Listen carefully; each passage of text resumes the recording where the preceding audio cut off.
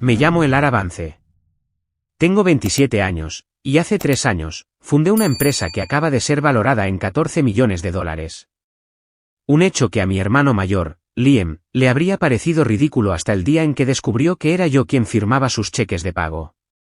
Nuestros padres, modelos del pragmatismo del Medio Oeste, nos criaron en un tranquilo suburbio de Chicago bajo el evangelio de la estabilidad. Papá fue contador público certificado en la misma firma del centro durante 3 décadas, mamá enseñaba 4º grado en la escuela primaria local.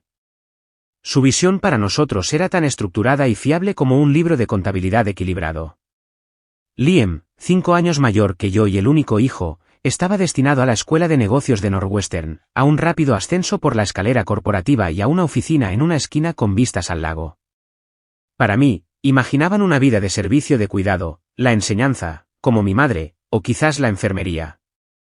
Carreras respetables y seguras con horarios compatibles con la vida familiar. Pero yo nunca estuve programada para el camino preaprobado. A los 8 años, no solo vendía limonada, redacté un modelo de precios variables para diferentes tamaños de vaso, subcontraté la distribución a un niño del vecindario por un porcentaje de las ganancias y reinvertí mis beneficios en limones de mayor calidad. En el instituto, creé un pequeño negocio de comercio electrónico vendiendo joyas hechas a mano, con lo que financié mi primer ordenador portátil en condiciones. Es adorable que tengas estos pequeños proyectos, decía Liam, revolviéndome el pelo incluso cuando tenía 17 años y el gesto me horrorizaba.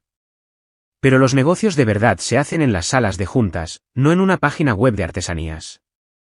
Cuando llegó el momento de las solicitudes para la universidad, me presenté a programas de informática, una elección que desconcertó a mis padres. Los ordenadores son para chicos como tu hermano, dijo papá durante una tensa cena de domingo.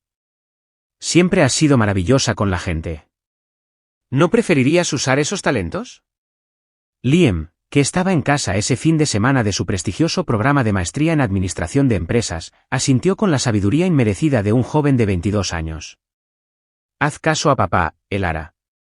El mundo de la tecnología es una picadora de carne. Solo los horarios te destrozarían. No me molesté en decirles que ya llevaba años programando, o que había ganado un concurso estatal de programación el semestre anterior. Ellos habían asistido religiosamente a todos los partidos de baloncesto del IEM en el instituto, pero, a pesar de mi invitación, se habían perdido mi ceremonia de entrega de premios. Me gradué con honores y conseguí un buen trabajo en una empresa tecnológica de tamaño medio en el Loop. Pero mi verdadero trabajo comenzaba después del horario laboral.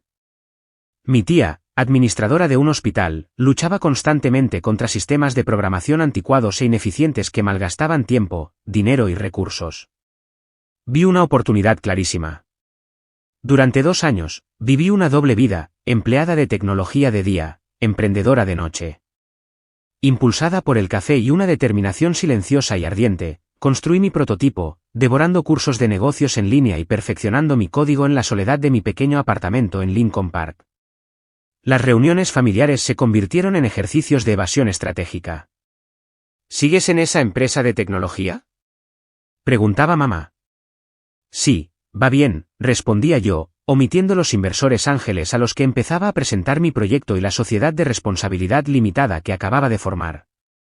Liam, como era de esperar, se había asegurado un puesto directivo en una empresa de la lista Fortune 500 y dominaba todas las conversaciones con historias de los proyectos de su equipo y sus inevitables ascensos. Cuando el foco de atención se dirigía ocasionalmente hacia mí, él lo desviaba rápidamente. Elara sigue con lo suyo de los ordenadores, decía con desdén. En fin, esta adquisición que mi equipo está analizando es fascinante. Una vez, después de un comentario particularmente condescendiente, intenté explicarle lo que estaba construyendo. No lo entiendes, Liam. Esto podría cambiar fundamentalmente la forma en que los hospitales gestionan su personal y sus recursos. Él contraatacó sin dudarlo. No, tú no entiendes de negocios.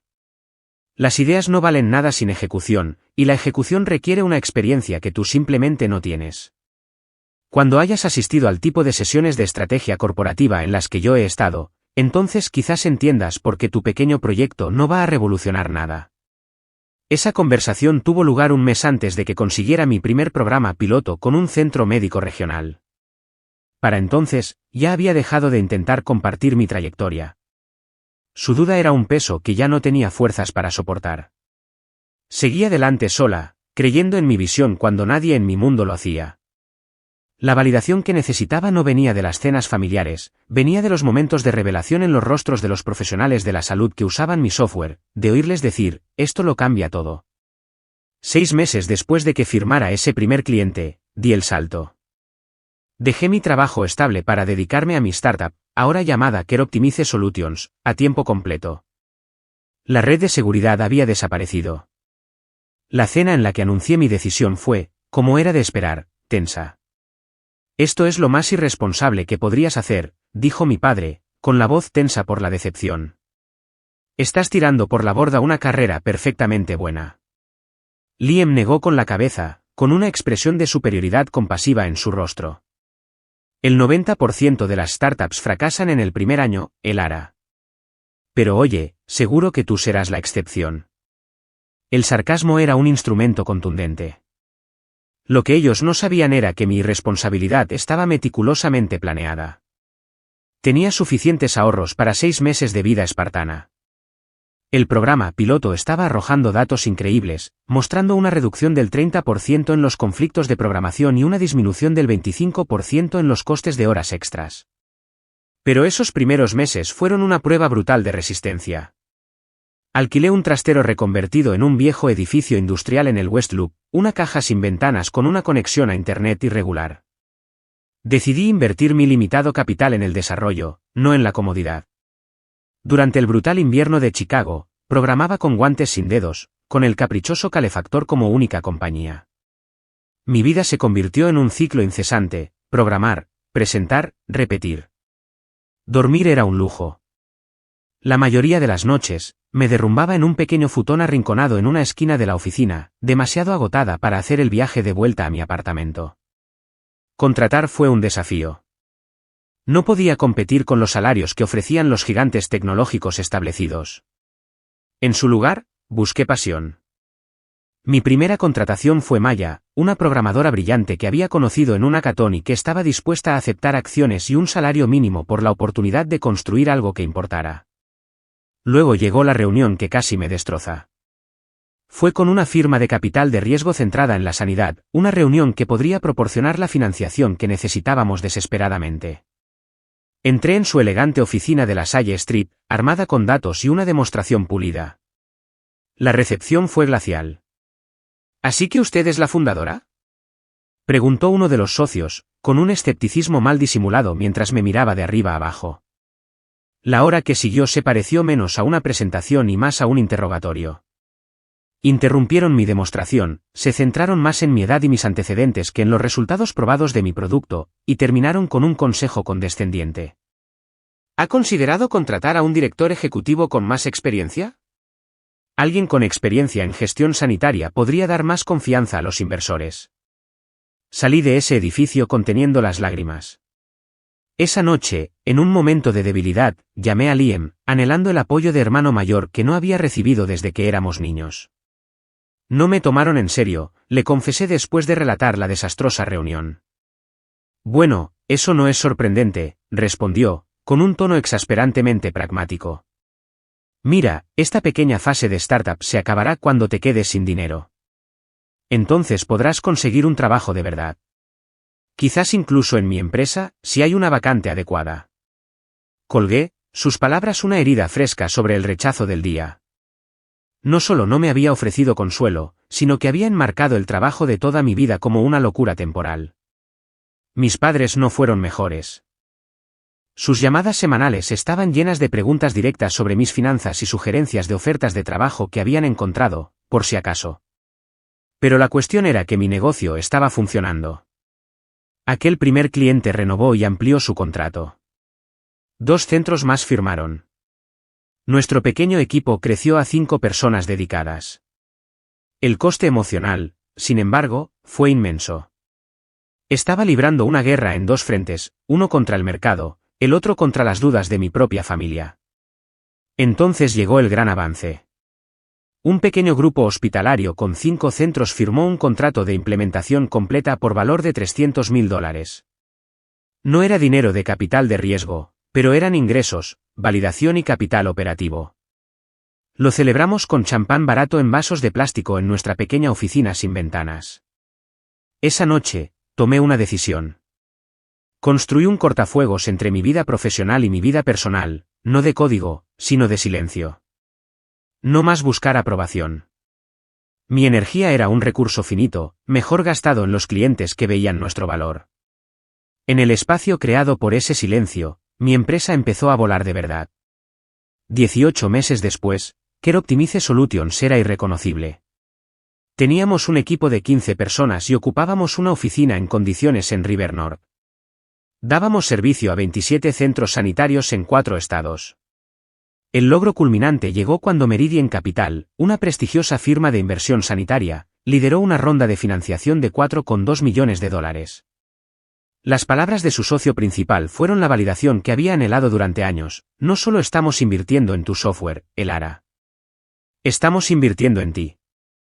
Tu visión y tu ejecución son notables. Mi propia transformación reflejaba la de la empresa. Ya no era la programadora insegura, sino una directora ejecutiva que dirigía sesiones de planificación estratégica y negociaba contratos multimillonarios. Sin embargo, mantuve el cortafuegos. En las reuniones familiares, yo era solo Elara, la hija con el vago trabajo de tecnología. La separación cuidadosamente construida se desmoronó durante una cena de domingo en casa de mis padres. Liam había estado callado toda la noche, empujando la comida en su plato sin ganas. ¿Todo bien, hijo?, preguntó finalmente mi padre. Liam suspiró, dejando el tenedor. La verdad es que no. Hubo una reestructuración importante. Eliminaron mi división. Me han despedido. Un silencio atónito cayó sobre la mesa. La identidad de Liam estaba inextricablemente ligada a su éxito corporativo. Conozco a algunas personas en el sector tecnológico que están contratando, ofrecí suavemente. Podría hacer algunas presentaciones. Su expresión se endureció al instante. No necesito tu caridad, Elara. No es caridad, dije, sorprendida. Se llama hacer contactos. ¿Y qué sabrás tú de negocios de verdad?, espetó. Jugar con tu pequeña aplicación no te convierte en una empresaria. El ambiente se cargó de tensión. Mi madre me lanzó una mirada suplicante que gritaba: no empeores las cosas. Pero después de años de ser menospreciada, algo dentro de mí se rompió. De hecho, dije, con voz firme mientras metía la mano en mi bolso, Care Optimize no es una pequeña aplicación. Somos una empresa totalmente financiada con clientes en todo el país. Saqué una de mis tarjetas de visita, una cartulina gruesa y elegante con nuestro logotipo limpio y mi título, Elara Vance, fundadora y directora ejecutiva. Le deslicé una por la mesa. La cogió, la miró por un segundo y luego soltó una risa corta y áspera. Me arrebató el resto de las tarjetas de la mano, fue a la cocina y las arrojó dramáticamente a la basura. Deja de fingir, Elara, dijo, con la voz cargada de burla. Nadie se está creyendo esta actuación. Es hora de que te consigas un trabajo de verdad. La habitación se congeló. Mis padres no dijeron nada. Yo estaba allí sentada, la directora ejecutiva de una empresa multimillonaria, mientras mi hermano desempleado me decía que era una fracasada. Me levanté, recogí mis cosas y caminé hacia la puerta. Gracias por la cena, mamá. Tengo una reunión temprano mañana. Conduciendo a casa, no sentí ira ni tristeza, solo una fría y dura resolución. Ya no intentaría hacerles ver. La ironía era amarga: mientras mi empresa se elevaba a nuevas alturas, mi relación con mi familia se había estrellado y consumido. Pero canalicé ese dolor en combustible, centrando toda mi energía en lo único que nunca me había fallado: mi trabajo. En los meses siguientes, volqué cada gramo de mí misma en escalar Care Optimize. Nos mudamos a una nueva oficina impresionante, ocupando la mitad de la planta 15 de un edificio con vistas panorámicas del lago Michigan y el horizonte de Chicago. También hicimos nuestra primera adquisición, un competidor más pequeño llamado Chartwell, que tenía algoritmos superiores pero una pobre penetración en el mercado. La integración creó un nuevo desafío. Necesitamos un departamento dedicado a gestionar las ofertas de productos fusionados, dijo Maya, ahora mi directora de tecnología, durante una reunión ejecutiva. Acordamos crear una división de servicios integrados y comenzamos una búsqueda exhaustiva de su nuevo jefe, alguien con una mezcla única de conocimiento técnico, perspicacia para los negocios y liderazgo. Mientras tanto, mi contacto con mi familia se limitaba a breves y esporádicos mensajes de texto de mi madre. Uno llegó un martes por la tarde. Buenas noticias. Liam ha aceptado un nuevo puesto maravilloso en una empresa de tecnología del centro. Empieza el lunes. Estamos todos tan aliviados. Le devolví un mensaje de felicitación educado, genuinamente feliz por él. ¿Sabes qué empresa es? Pregunté por cortesía. Está siendo misterioso al respecto, respondió ella. Quiere instalarse primero. No le di importancia. El panorama tecnológico de Chicago era vasto. La semana siguiente fue un torbellino. Estábamos preparando nuestra reunión general trimestral, y yo había delegado la decisión final de contratación para el nuevo departamento a mi director de operaciones, David, y a nuestra directora de recursos humanos, Sara. Hemos hecho una oferta a un candidato excelente, me informó David 2 días antes de la reunión. Gran experiencia en integración de procesos, maestría en administración de empresas de Kellogg, trabajo previo relacionado con la sanidad. Aceptó ayer y empieza el lunes. Perfecto, respondí, distraída por una baraja de diapositivas de presentación. Puede asistir a la reunión general como parte de su orientación. Un archivo con su información aterrizó en mi escritorio, pero entre llamadas con inversores y reuniones con clientes, nunca lo abrí. Fue un descuido poco común, pero uno que detonaría de la manera más espectacular. La mañana de la reunión general, iba tarde. Abrí la puerta de la sala de conferencias, con la intención de deslizarme en un asiento de la última fila. Y entonces lo vi. Sentado en la mesa principal con los otros jefes de departamento estaba Liam. Mi hermano. Con un aspecto profundamente incómodo en un traje nuevo, sus ojos se abrieron con un horror creciente al encontrarse con los míos a través de la sala. No tenía ni idea. Antes de que pudiera moverme o hablar, David estaba en el podio. Bienvenidos todos. Tenemos varios anuncios emocionantes, incluyendo algunas caras nuevas. Mi mente corría a toda velocidad. ¿Cómo? ¿Lo sabía? ¿Es esto algún tipo de juego de poder extraño? David continuó, señalando hacia el frente. Y estoy encantado de presentar a Liam Vance, quien dirigirá nuestra nueva división de servicios integrados. Luego, al verme junto a la puerta, añadió, y aquí está nuestra fundadora y directora ejecutiva, Elara. Todas las cabezas en la sala giraron entre nosotros. El silencio era absoluto. El profesionalismo, un escudo que había perfeccionado durante años de reuniones difíciles, tomó el control. Sonreí, caminé hacia el frente de la sala y tomé el podio. Gracias, David. Bienvenidos todos, especialmente nuestros nuevos miembros del equipo. Hice mi presentación en piloto automático, muy consciente de Liam sentado rígidamente en su silla, con la mirada fija en la mesa. En el momento en que la reunión concluyó, estaba a mi lado. ¿A tu oficina? Ahora, siseo. En el momento en que la puerta de mi oficina de la esquina se cerró, explotó. ¿Qué demonios es esto, Elara? ¿Algún tipo de broma macabra? No tenía ni idea de que tú eras el candidato, dije, con voz serena. Delega estas decisiones de contratación en mi equipo ejecutivo. Paparruchas, escupió. Me tendiste una trampa. Sabías que estaba postulando y organizaste esto para humillarme. Mi propia ira se encendió. Eso es absurdo. Si te hubieras molestado en hacer una búsqueda de 5 minutos en Google sobre la empresa para la que te entrevistabas, habrías visto mi nombre. Mi foto está en nuestra página de ¿Quiénes somos? Me citan en cada comunicado de prensa. No oculté nada. ¿Cómo iba a saber que tú, empresa de mentira, era una de verdad? Replicó, las palabras sonando tontas incluso para sus propios oídos en medio de mi muy real oficina. Esto no es un juego, Liam, dije, con voz fría. Esto es un negocio con empleados que dependen de mí, de nosotros, para su sustento. Incluyéndote, aparentemente, a ti. Caminó por la habitación, sus ojos observando los premios en la pared, la vista, la evidencia innegable de un éxito que se había negado a ver. No puedo trabajar para mi hermana pequeña, murmuró finalmente. Renuncio. Esa es tu elección, dije. Pero antes de que lo hagas, considera esto, fuiste contratado por tus propios méritos. El equipo que te entrevistó no tenía ni idea de que éramos parientes. Te eligieron porque creen que eres la mejor persona para el trabajo. Hizo una pausa, el conflicto luchando en su rostro. El orgullo contra la cruda realidad de volver al desempleo. Necesito pensar, dijo, y se fue sin decir una palabra más. Me hundí en mi silla, la adrenalina se desvanecía, dejándome agotada. Decidiera lo que decidiera, el cortafuegos entre mis mundos se había roto para siempre. El fin de semana fue agónico.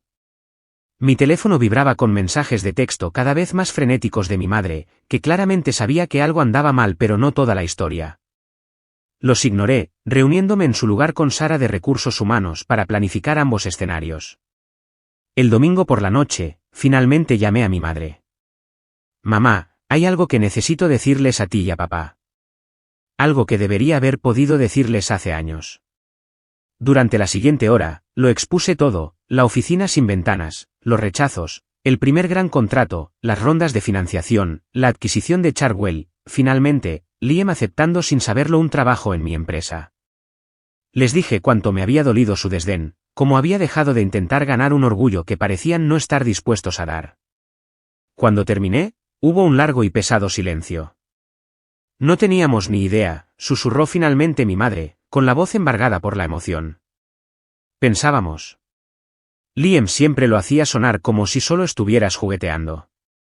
Intenté decírselo, dije, con la vieja herida doliendo. Deberíamos haber escuchado, admitió. Estábamos tan centrados en el camino que entendíamos que no pudimos ver el que tú estabas abriendo para ti misma. No era una cura, pero era un comienzo. El lunes por la mañana, mi asistente me avisó. Liam Vance está en la recepción. Entró en mi oficina, con aspecto sereno pero agotado. Acepto el puesto, dijo sin preámbulos. En tus términos. El alivio luchaba con la aprensión. ¿Estás seguro? Estoy seguro, dijo. Necesito el trabajo. Pero es más que eso. Después de ver este lugar, sería un idiota si me marchara. Se miró las manos. Anoche se lo conté todo a mamá y papá. Sobre cómo traté tu carrera, lo equivocado que estaba. Me miró a los ojos. No tenían ni idea. Yo tampoco. Te imaginábamos en una cafetería con un portátil. No, esto. Cuando mi director de operaciones llegó para comenzar la orientación de Liam, se detuvo en la puerta. Elara, ¿estarías dispuesta a tomar un café en algún momento de esta semana? Fuera del trabajo. Como hermanos. Era la primera vez en una década que me hablaba como a un igual. Me gustaría, respondí. Nuestra primera reunión para tomar café fue incómoda. Éramos dos extraños tratando de reconstruir una relación desde los escombros de las viejas dinámicas. He estado pensando, dijo, removiendo su bebida. En todas las veces que intentaste decírnoslo. La vez que conseguiste tu primer cliente y yo cambié de tema. La vez que conseguiste financiación y bromeé sobre el dinero del Monopoly. Hizo una mueca. Estaba celoso, admitió, las palabras sabiendo a ceniza en su boca. En algún momento, creo que supe que estabas teniendo éxito. Y en lugar de estar orgulloso, simplemente me volví más ruidoso en mi desdén. ¿Por qué? Pregunté, la pregunta que había querido hacer durante años. Porque estabas rompiendo todas las reglas, confesó. Yo hice todo según el manual, las escuelas correctas, la trayectoria profesional correcta. Seguí el mapa. Tú tiraste el mapa y dibujaste el tuyo propio. Si tú podías tener éxito de esa manera, me hacía cuestionar mis propias elecciones. Fue la conversación más honesta que habíamos tenido nunca. Nunca quise demostrar que estabas equivocado, dije. Solo quería demostrar que yo tenía razón. Lo sé, dijo en voz baja. Y por si sirve de algo, lo siento. Por las tarjetas de visita, por cada comentario condescendiente, por no ser el hermano que merecías. En el trabajo, Liam era un profesional modelo. Se destacó en su rol, y cuando no estaba de acuerdo conmigo en las reuniones, lo hacía respetuosamente, argumentando sus puntos con datos y tratándome inequívocamente como la directora ejecutiva. El verdadero punto de inflexión llegó un mes después. Durante una tensa negociación con un cliente, un ejecutivo del hospital expresó escepticismo sobre mi edad y experiencia. Antes de que pudiera responder, Liam interrumpió. Con todo el respeto, dijo, con voz firme, he trabajado con docenas de ejecutivos en mi carrera. La visión estratégica y la perspicacia para los negocios de Elara son insuperables. Su edad es irrelevante, sus resultados son lo que importa. Me cubrió la espalda. No como un hermano, sino como un colega que respetaba a su líder. Mis padres visitaron la oficina, su asombro era palpable. ¿Toda esta gente trabaja para ti?, preguntó mi padre, mirando alrededor de nuestro bullicioso espacio de trabajo. Más tarde, en mi oficina, me miró, con los ojos llenos de una nueva comprensión. Me equivoqué, Elara. Y lamento mucho que no lo viéramos antes. Viniendo de mi estoico y tradicional padre, esas palabras sanaron una parte de mí que no sabía que todavía estaba rota. 6 meses después de que Liam comenzara, recibimos una oferta de adquisición de una importante corporación de tecnología sanitaria. La cifra era asombrosa, 37 millones de dólares, más sustanciales paquetes de retención para nuestro equipo. En la reunión ejecutiva para discutir la oferta, Liam fue el primero en hablar. Antes de que decidamos, dijo, mirándome a través de la mesa de conferencias, solo quiero decir una cosa. Cuando Elara fundó esta empresa, le dije que fracasaría. Nunca he estado tan feliz de estar tan equivocado. Unos días después, pasó por mi oficina y colocó una pequeña y pesada caja en mi escritorio. Dentro había un elegante tarjetero de plata, grabado con mis iniciales. Acomodadas dentro estaban mis tarjetas de visita. Para reemplazar las que tiré, dijo. El viaje cerró el círculo en una cena familiar, casi un año después del incidente del cubo de la basura. Esta vez, mientras mi padre cortaba el asado, Liam relató con orgullo una victoria reciente de su departamento, dándome todo el crédito por la estrategia general que lo hizo posible. Crucé la mirada con mis padres a través de la mesa, y por primera vez, no vi nada más que orgullo puro e inalterado.